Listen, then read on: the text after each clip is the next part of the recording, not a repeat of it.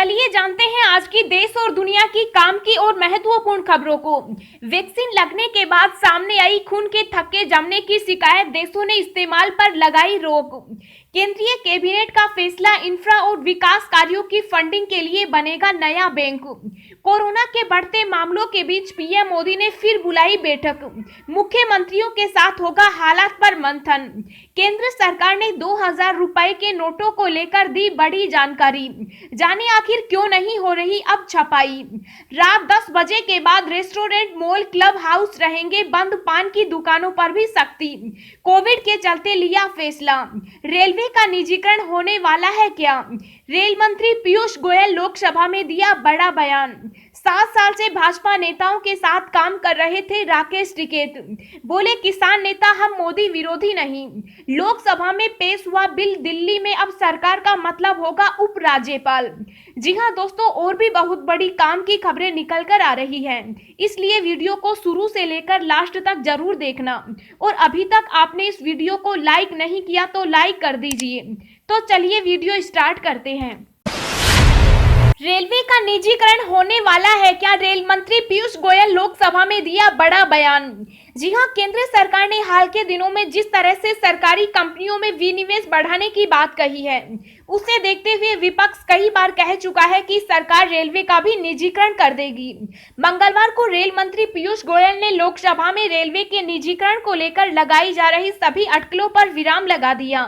Rail मंत्री ने कहा कि रेलवे का कभी भी निजीकरण नहीं किया जाएगा और यह हमेशा भारत सरकार के अधीन रहेगी। उन्होंने साथ ही कहा कि यात्रियों को अच्छी सुविधाएं मिले, रेलवे के जरिए अर्थव्यवस्था को मजबूती मिले, ऐसे कार्यों के लिए निजी क्षेत्र का निवेश देश हित में होगा। लोकसभा में वर्ष 2021-22 के लिए रेल मंत्रालय के नियंत्रणाधीन अनुदानों की मांगों पर चर्चा का जवाब देते हुए पीयूष गोयल ने कहा, दुर्भाग्यपूर्ण स्थिति है कि कई सांसद निजीकरण और कॉर्पोरेटाइजेशन का आरोप लगाते हैं। भारतीय रेल का कभी निजीकरण नहीं होगा। उन्होंने कहा, मैं विश्वास दिलाता हूं कि रेलवे भारत की संपत्ति है, उसका कभी निजीकरण नहीं होगा।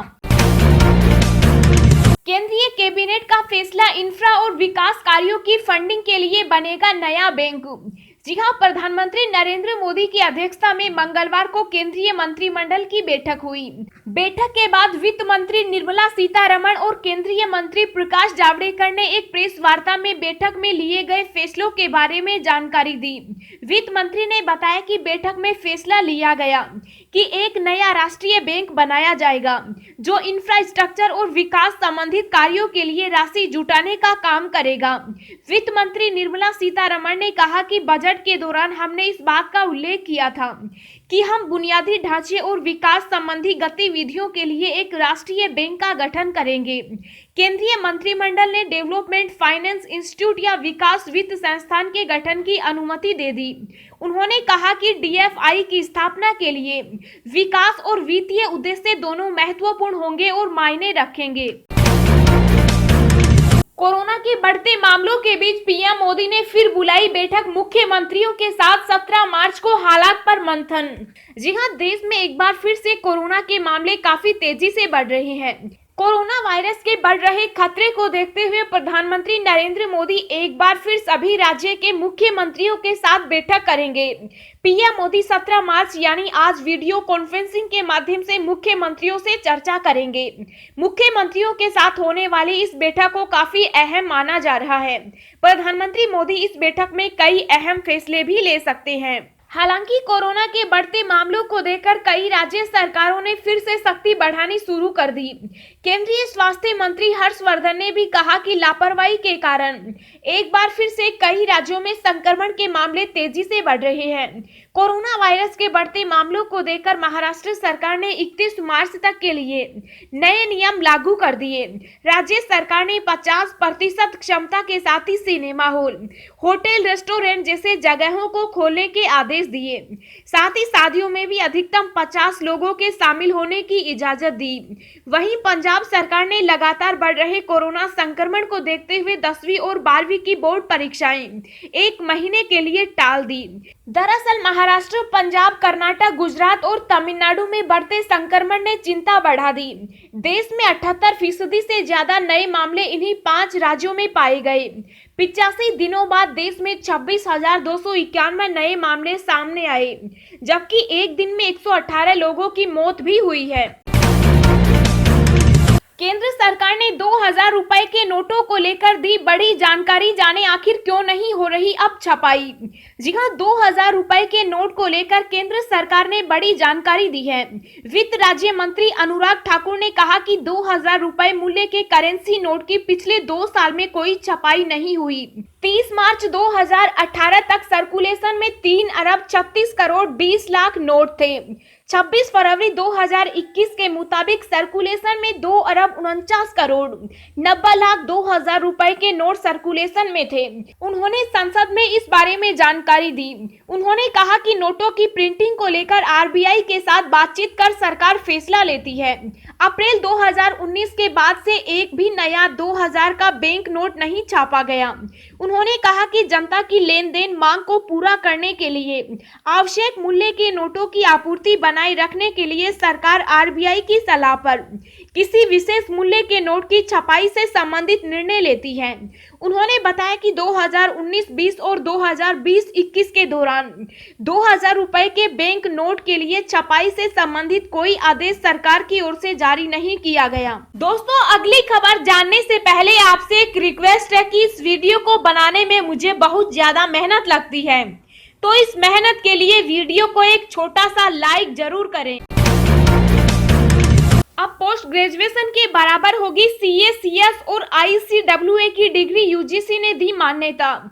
जी हां, हाल ही में यूजीसी ने एक ऐसा फैसला लिया है जिसे सुनकर चार्टेड अकाउंटेंसी के छात्रों की खुशी दोगुनी हो जाएगी। इसकी वजह सीए, सीएस और आईसीडब्ल्यूए की डिग्री को अब पोस्ट ग्रेजुएशन के बराबर मान्यता देना है। यूजीसी ने मुख्य रूप से यह फैसला institute of chartered accountants of India और इससे जुड़ी दूसरी संस्थाओं की अपील पर लिया। इसी को लेकर आईसीएआई ने कहा कि इस फैसले ने न सिर्फ सीए स्टूडेंट्स को उच्च शिक्षा हासिल करने में मदद मिलेगी, बल्कि वह आसानी से वैश्विक स्तर पर भी पहुंच सकेंगे। लोकसभा में पेश हुआ बिल, दिल्ली में अब सरकार का मतलब होगा उपराज्यपाल। जी हां, लोकसभा में आज मोदी सरकार ने राष्ट्रीय राजधानी क्षेत्र दिल्ली सरकार बिल पेश किया। बिल में दिल्ली के मुख्यमंत्री और उपराज्यपाल के बीच शक्तियों के बंटवारे पर स्थिति साफ कर दी गई, जैसा कि उम्मीद थी। बिल के पेश होते ही दिल्ली में राजनीति गर्मा गई। बिल के जरिए राष्ट्रीय राजधानी क्षेत्र दिल्ली सरकार कानून 1991 में 3 बड़े और अहम बदलाव किए गए। गृह मंत्री अमित शाह की अनुपस्थिति में लोकसभा में गृह राज्य मंत्री जी किशन रेड्डी ने बिल पेश किया। कानून के सेक्शन 21 में बदलाव करके कहा गया कि दिल्ली विधानसभा से पारित किए गए किसी भी कानून में सरकार शब्द का मतलब उपराज्यपाल माना जाएगा। सेक्शन 44 में भी बड़ा बदलाव किया गया, जिसके मुताबिक दिल्ली सरकार या विधानसभा द्वारा लिए गए किसी भी फैसले के क्रियान्वयन के पहले उपराज्यपाल की राय लेना अनिवार्य बनाया गया। सेक्शन 24 का दायरा बढ़ाया गया। इस सेक्शन में उपराज्यपाल को कुछ मामलों में विधानसभा द्वारा पारित कानून को मंजूरी देने से मना करने का प्रावधान है। बिल पेश होते ही दिल्ली में राजनीति गर्मा गई। दिल्ली के मुख्यमंत्री अरविंद केजरीवाल ने ट्वीट कर बीजेपी पर हमला करते हुए कहा कि लोगों द्वारा चुनाव में खारिज होने के बाद बीजेपी अब चुनी हुई सरकार की शक्तियां कम करना चाह रही है। रात 10 बजे के बाद रेस्टोरेंट, मॉल, क्लब हाउस रहेंगे बंद, पान की दुकानों पर भी सख्ती। कोविड के चलते लिया फैसला। जी हां, अहमदाबाद नगर निगम ने सभी क्षेत्रों के सभी मॉल, रेस्टोरेंट, क्लब हाउस और पान की दुकानों के लिए एक आदेश जारी किया कि वो रात 10 बजे बंद हो जाएंगे। नगर निगम का ये फैसला शहर में बढ़ते कोविड-19 मामलों को देखते हुए लिया गया। दरअसल गुजरात में कोरोना वायरस के 890 नए मामले पाए गए, जिसमें से राज्य में नए मामलों में से अकेले अहमदाबाद में 207 मामले मिले हैं। इसलिए बढ़ते मामलों की वजह से अहमदाबाद नगर निगम ने सख्ती का आदेश दे दिया है। अमित शाह की रैली से ज्यादा लोग तो जेसीबी की खुदाई देखने जुट जाते हैं। जी हां, केंद्रीय गृह मंत्री अमित शाह की झारग्राम रैली के रद्द होने पर तृणमूल कांग्रेस के सांसद अभिषेक बनर्जी ने तंज कसते हुए कहा कि वरिष्ठ भाजपा नेता की रैली से अधिक लोग तो जेसीबी से की जाने वाली खुदाई देखने को या किसी दुकान पर चाय की चुस्की लेने के लिए एकत्र हो जाते हैं। उन्होंने कहा कि भाजपा जब उत्तर प्रदेश, गुजरात या असम जैसे अपने शासन वाले राज्यों को स्वर्णिम राज्य में तब्दील नहीं कर पाई, तो वह पश्चिम बंगाल को सोनार बांग्ला बनाने का वायदा कैसे पूरा कर सकती है। एस्ट्राजेनेका वैक्सीन लगने के बाद सामने आई खून के थक्के जमने की शिकायत, प्रमुख यूरोपीय देशों ने इस्तेमाल पर लगाई रोक। जी हां, एस्ट्राजेनेका की कोविड-19 वैक्सीन लगवाने के बाद खून के थक्के जमने के गंभीर मामले सामने आने के बाद जर्मनी, फ्रांस, इटली और स्पेन ने आज इसके इस्तेमाल पर रोक लगा दी। हालांकि कंपनी और यूरोपीय नियामकों का कहना है कि ऐसा कोई सबूत नहीं है जो यह बताता हो कि ऐसी घटनाएं इस टीके के कारण हुई। अप्रैल के आखिर में भारत आएंगे। यूके के पीएम बोरिस जॉनसन कोरोना के चलते रिपब्लिक डे पर नहीं आए थे। जी हां, ब्रिटेन के प्रधानमंत्री बोरिस जॉनसन अप्रैल के आखिर में भारत दौरे पर आएंगे। भारत के 72वें गणतंत्र दिवस पर बोरिस को मुख्य अतिथि के तौर पर आमंत्रित किया गया था, लेकिन ब्रिटेन में कोरोना वायरस के बढ़ते मामलों के मद्देनजर उन्होंने अपनी यात्रा रद्द कर दी थी। इस बात की जानकारी उनके कार्यालय ने दी है। ओपिनियन पोल, पश्चिम बंगाल में सीएए एनआरसी को लेकर क्या सोचते हैं लोग, क्या है उनकी नजर में सबसे बड़ा मुद्दा। जी हां, पश्चिम बंगाल विधानसभा चुनाव में वोटिंग के लिए 2 हफ्ते से भी कम का वक्त बचा है। इस बीच ओपिनियन पोल किया गया सर्वे के मुताबिक ममता बनर्जी की पार्टी टीएमसी पश्चिम बंगाल में जीत की हैट्रिक लगा सकती है।